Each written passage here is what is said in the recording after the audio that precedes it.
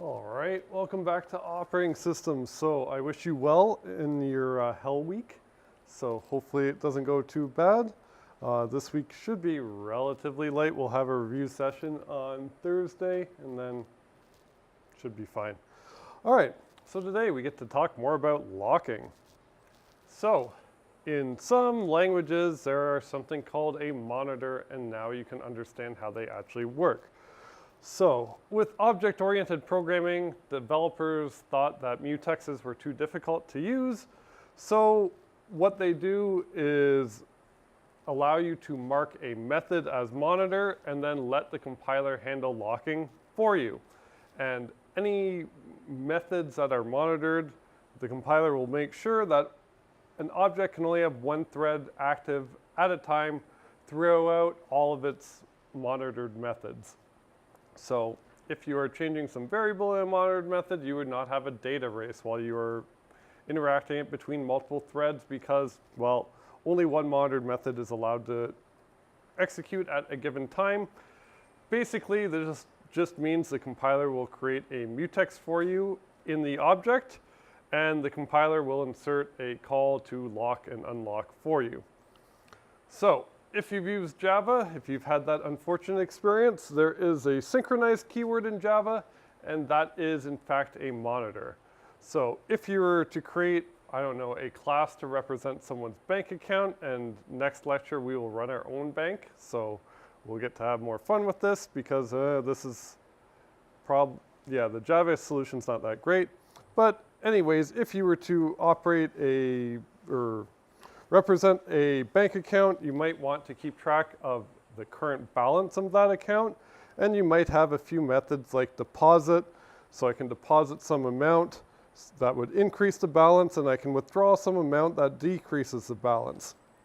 And if I want to make sure that I can safely use these methods through multiple threads, and I don't want any data races on this balance variable because, well, we know that this plus equals will do a load, then a store. So we don't want a data race. Mark them both as synchronized, and essentially the compiler will transform them for you. So it will create a monitor, which will just be a mutex, as another field of the account. And then at the beginning of the deposit method, it will insert a call to lock. And before it returns, it will insert a call to unlock for you. So that whole method just becomes one big critical section. And similarly, it would do that in withdrawal. Might be some nice thing here where if you have multiple return statements, it'll make sure that it unlocks it before any return statement, which if you do that in C, might get a bit hairy, but that's basically what a monitor is. So that is an option, and if you have to use Java now, well, everything we learned in this course, thankfully it applies to every single language you use, because if they use threads and you know how threads work, well, then you know how data races work and how to fix them. So there the last synchronization primitive we will talk about is something called condition variables, and they serve a similar function to semaphores, except they're a bit more explicit. So basically, the way I like to think of condition variables are they're basically your own custom queue of threads. So it's in the pthread library. There's this init and destroy, and there is a signal method which will wake up a current one thread that is currently waiting in a queue, broadcast that will wake up every thread, and then this wait. So this is where the meat and potatoes of the condition variable comes in.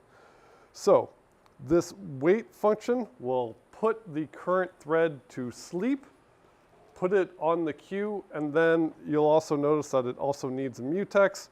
Well, you need to have that mutex acquired before calling wait, and it will make sure that it will atomically unlock it before going to sleep so that if it resumes again, it can acquire the lock, and it'll make sense whenever we see an example.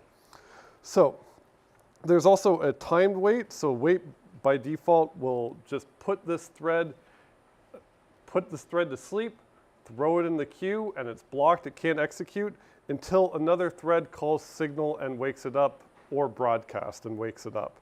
If you don't want to depend on another thread calling signal or broadcast, That's where this time wait comes into play. So this will automatically unblock you after a set specified amount of time. So again, the wait function puts this thread to sleep, blocks it, adds it to the queue. You can think of this cond as just a queue, and signal will wake up one thread that is currently waiting in that queue. Broadcast wakes up all threads.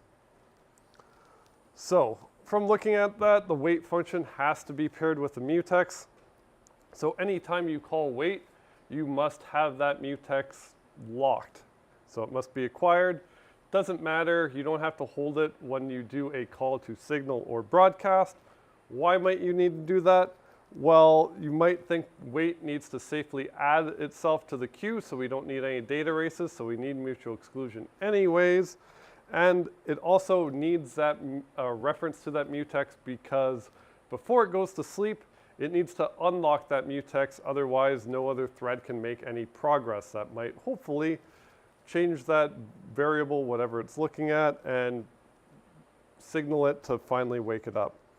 So whenever it wakes up, it will try and reacquire the mutex so that it is locked before and after, so you don't have to worry about it, and it also, you don't have to worry about data races or anything like that. So one mutex can protect multiple condition variables, and for this course, we're just kind of learning about it. Other courses, you'll be practicing it more, but for this, we'll just consider calls to wait and signal. So wait puts the current thread to sleep, unlocks the mutex, and signal wakes up a single thread. So remember, wait doesn't contain data races, so you don't have to worry about the queue having a data race or anything like that. So wait performs 3 steps, and they all happen atomically, so you don't have to worry about them. So the thread calling wait, the 3 steps it does is it adds itself to the queue for the condition variable, then it unlocks the mutex, and then it blocks. So it can no longer be scheduled to run, puts itself to sleep. Then some other thread needs to call signal to wake up the thread that called wait, and whenever the thread that called wait unblocks and starts executing then, well, it can now run, and the first thing it will do before returning from the wait is try to lock the mutex again. And wait will only return whenever it has the mutex. So before the call, you have a locked mutex, and after the call, you have a locked mutex. So if we remember our producer-consumer example that we used 2 center-fors for last time, well, we can rewrite that using condition variables. So I need a mutex to protect everything, make sure I don't have any data races, and I'll use them for both queues.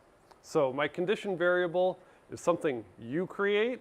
So in this case, for my producer-consumer, my condition variable you can think of as just the number of filled slots. So that is the number I care about in order to know whether or not I have to put a producer to sleep or a consumer to sleep. So I'll have a queue that is waiting for a filled slot, and then a queue that is waiting for an empty slot.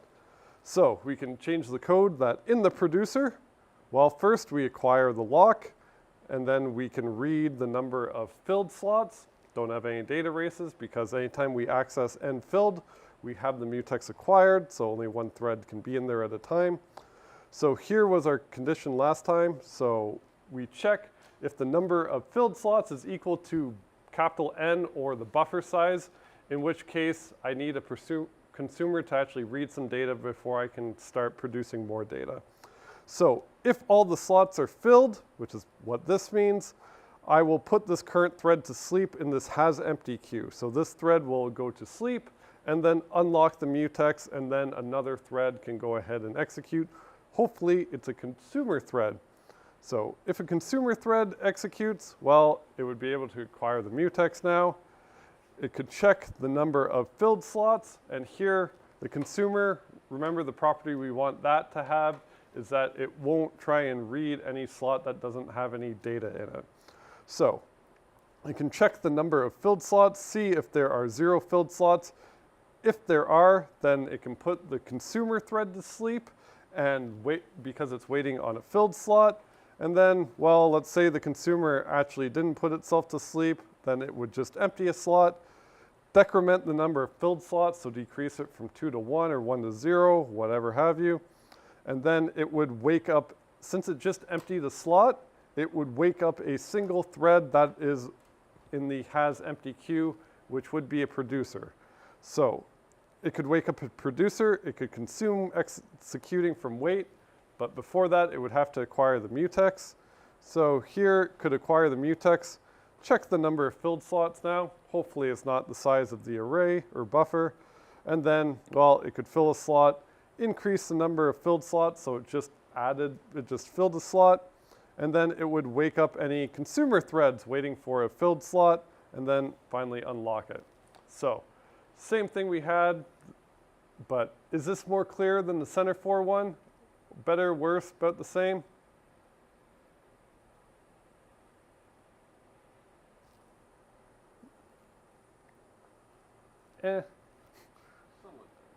Somewhat better, so it's a bit easier to argue about because remember as well, you could have a bad bug in your center, for example, because you set the initial value wrong. So this doesn't have an initial value. I think this is more clear, but at least for the case of producer-consumer, either one is fine. It's just whatever you think is more clear. So let's see if we know, if we can exercise our knowledge about data races and fun things happening. So in this code, there is an issue. I will give you a few minutes to figure out what I screwed up in this code or what bad situation that can happen. So one thing that should definitely be true is since we're using a condition variable and say initially the value of the condition is equal to false, the property I want that is if thread 1 is here, then the condition must be true and it can't change. So if thread 1 makes it past that while loop that just checks if the condition is false, it should be the case that if thread 1 makes it past the while loop, that condition should always be true. So that condition not being true in this example is not the bad thing that can happen as a hint. So a bad thing that could happen here is that thread 1 can put itself to sleep and never wake up. So it's kind of an example of that lost wake up problem we had before. So let's give that a think and see if we have any bad context switching between thread 1 and thread 2 that causes thread 1 to essentially be deadlocked and never wake up again.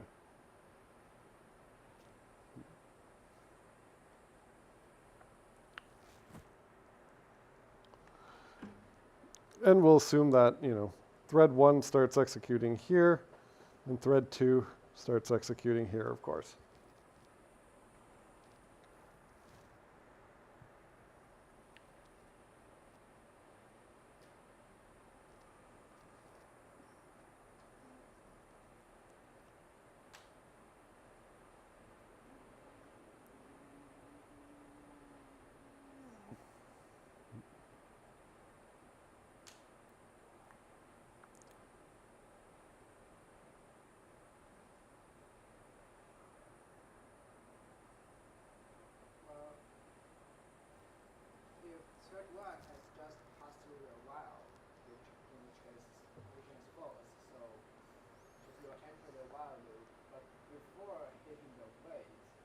Context switch to thread 2 because thread 2 is not protected by a mutex. And then thread 2 executes, sets the condition to true and sends the signal. Or yeah, in that case, what is the signal? The signal will not exist. And then the thread 1 executes, wait, and puts itself to sleep. okay, so not everyone may have heard that, but that sounds reasonable. So let's go over that quick. So we will have thread 1 start executing. It reaches the mutex lock. Currently, no thread holds the mutex, so it could pass the lock call. And then I like writing to the side what the current what thread currently holds the mutex.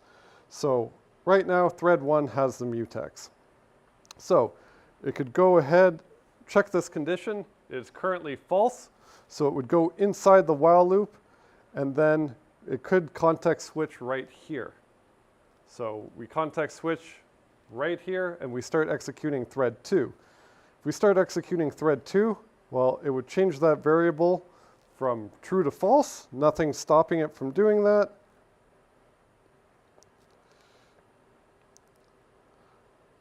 So now it's true. Now it would signal, and then signal would cause it to wake up. The queue is just going to be like a FIFO order of threads that are currently asleep. So if I check the queue and I wake up the first thing on it, my queue is currently empty, so I don't wake up any thread. So that signal did absolutely nothing, and now we can context switch back over to thread 1. Thread 1 would hit this wait. It would put itself in the queue and then unlock the mutex, and it can't execute anymore. So it's just sitting there forever. Help. So how would I fix this? Yeah, so I should just put a mutex in thread 2. So before, remember data races, we want to make sure that we are making sure we have mutual exclusion. Even if we are just reading, as long as one other thread is writing, we have a data race. And in this case, well, thread 2 is even writing, so we definitely want to protect that. So to fix it, we would put a lock here to the mutex. For the unlock, it doesn't matter if I put it before or after the signal, because whenever I wake up thread 1, it will try and require the lock anyways, so it doesn't really matter. So I can put it right here, and then see if that bad thing can happen again. So if I reset everything, the condition is now back to false.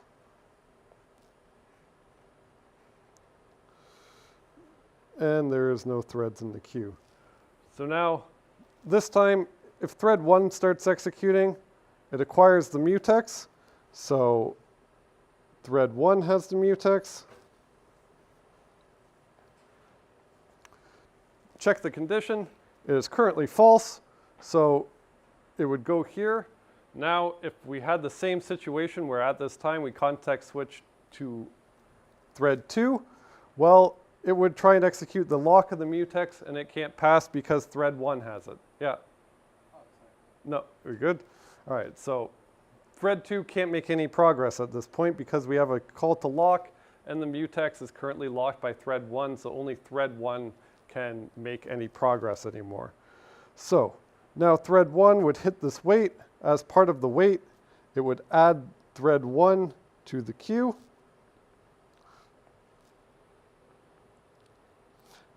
And then also unlock the mutex. So now it is asleep, needs to wait for someone to signal. Thankfully, thread 2 is going to go ahead, lock the mutex, so it can make some progress now. So that is why it's really important that the wait actually has a reference to the mutex. So now thread 2 goes ahead, locks the mutex. Well, it's the only thread that can execute anyways because thread 1 is asleep. Could change the condition from false to true.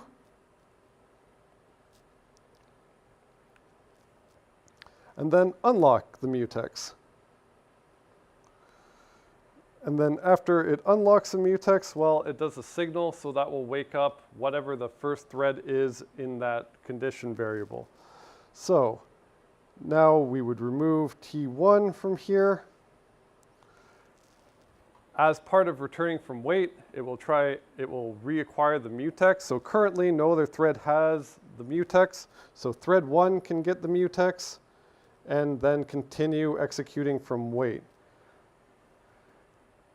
In this case, well, it will go back up, check the condition again.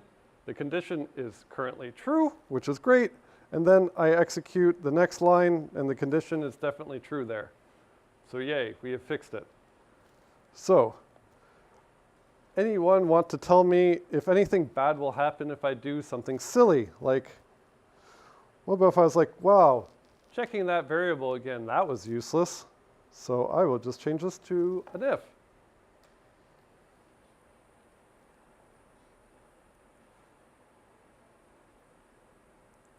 Is that a cromulent thing to do?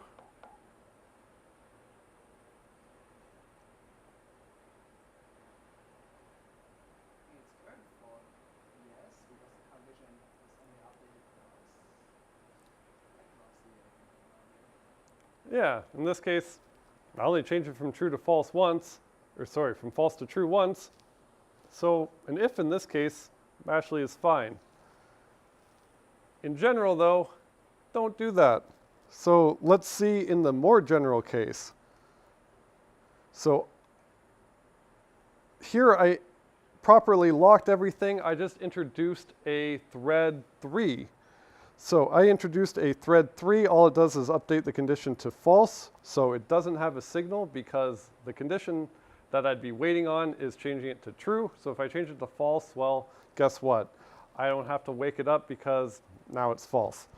So in this case, if I change that while, or that while to an if, let's see if we can make anything bad happen now. So remember again, at this highlighted line, that condition better be true if I execute this line. So is there a way, given the code that is written here with 3 threads, is there a way to execute that line while the condition is false? So after step 1 wakes up, but before it locks the mutex, is there a way we can kind of switch to step 3 or set the point? Yeah, you can wake it up and it doesn't have to execute whenever you wake it up. Oh, well, then step 3 can execute and set the point to false again, and you will not be checking it again. Like after you finish waiting for the thread to turn to true, you can execute thread 3, and then like it will jump out of the while loop without action again, so like false. Yeah, so step 1 will be put on the ready queue when step 2 executes, but it's not executing yet, so step 3 can still apply the mutex, and then step 3 will set condition to false. All right, so let's see if we can do this in excruciating detail. So currently, I'll say that the condition is equal, I'll even make it red. Condition is equal to false. The mutex is currently held by no one. And my condition Q currently has nothing in it. So what thread should execute first in order for something bad to happen?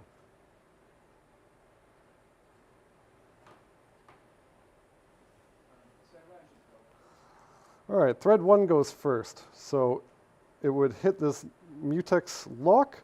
So no thread has a mutex. It would get one. Whoops, thread 1. So now, because thread 1 has the mutex, thread 2 and thread 3 cannot make any progress because, well, they would try and lock the mutex. It's acquired by thread 1. Right now, thread 1's the only one that can make any progress right now. So we don't have to worry about any context switching right now because any context switch, not going to make any progress. So now it can check the condition. So if not condition, well, yeah, the condition is currently false. So I would go in here and then execute this wait. As part of the wait, it would add thread 1 to the queue, unlock the mutex, and now thread 1 is asleep. It is, well, just asleep for now. So now what can happen? Step 2 executes. Thread 2 executes. So if thread 2 executes, well, no thread has the mutex, so it can pass by, and then it would have the mutex. Now we don't have to worry about any concurrency because no other thread can make any progress. Thread 3 stuck at that lock. So thread 2 keeps on trucking along, updates the condition from false to true. And then does an unlock. So now it gives up the mutex.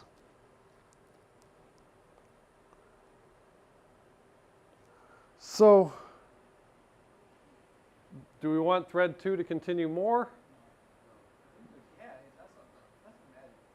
Yeah. I mean, even wait for it. Start one up and then like you can discuss with the Yeah, I think it's more better. It cannot be. Yeah, so does it actually matter at this case? Not really. So let's do the harder case where it actually makes it to signal, because that might be a bit more confusing. So if it makes it to signal, well then, thread 1 is eligible to run now.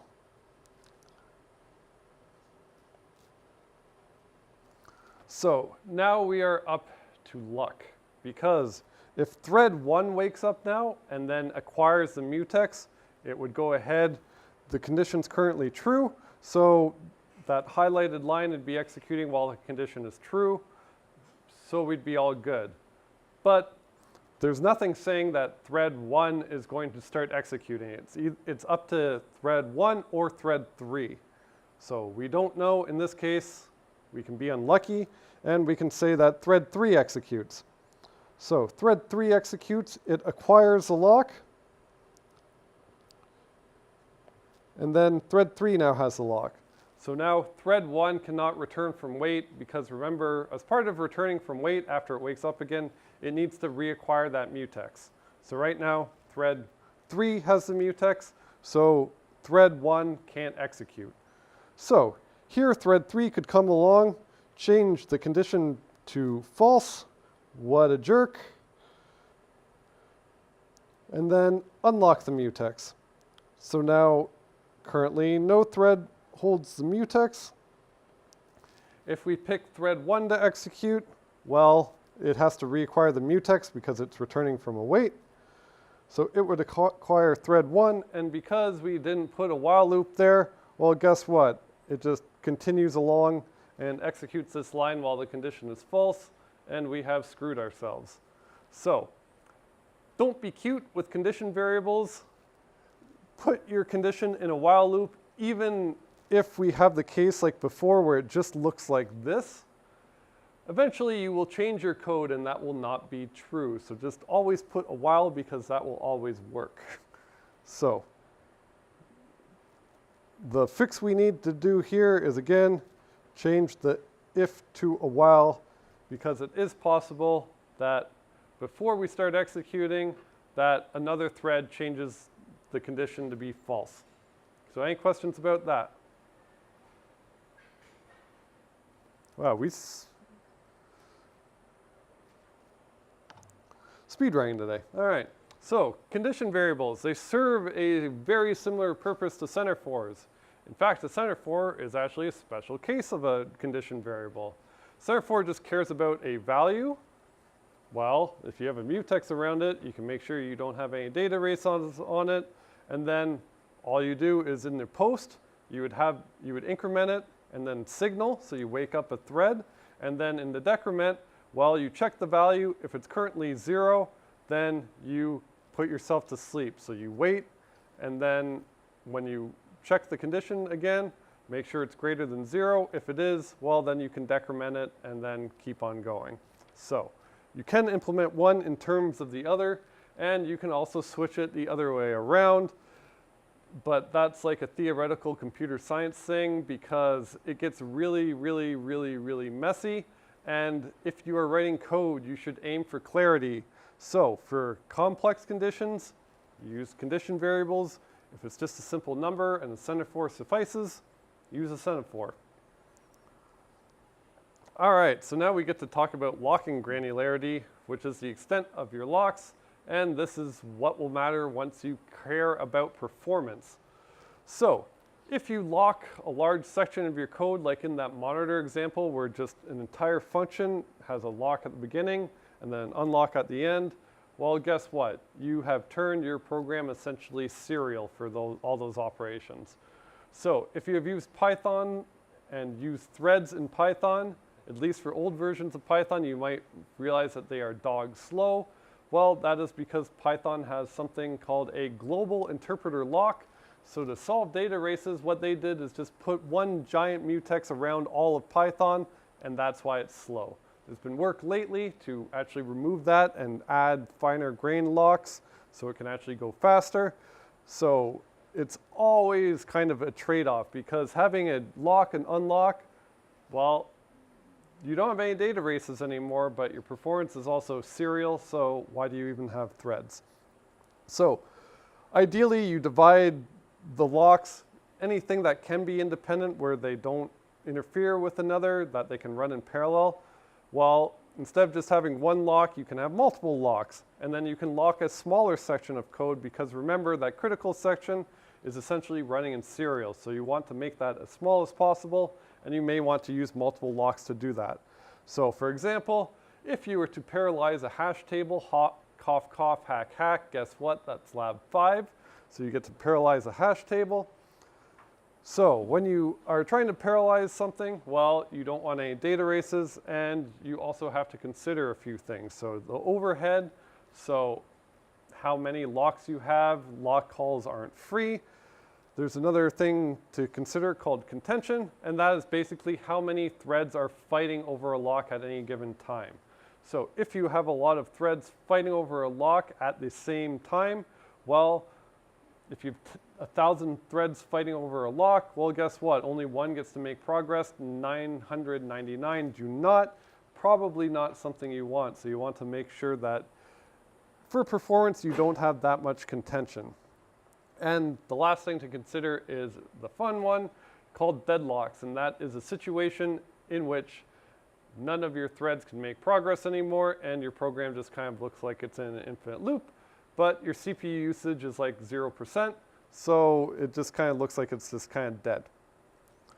So the locking overheads, so this isn't too big of a deal, but you do still have to consider it. So locks take up some memory, even if it's only a few bytes. If you have a billion locks, even if they take up 1 byte, still a lot of room. So you probably don't want to do that.